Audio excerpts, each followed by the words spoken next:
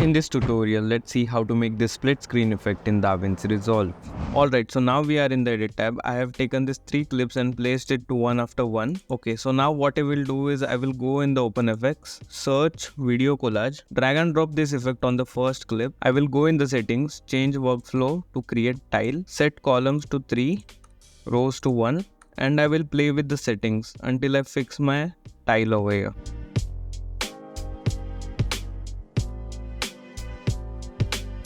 Okay, so I will right click on the first clip and copy it. Now I will go on the second clip and paste the attributes.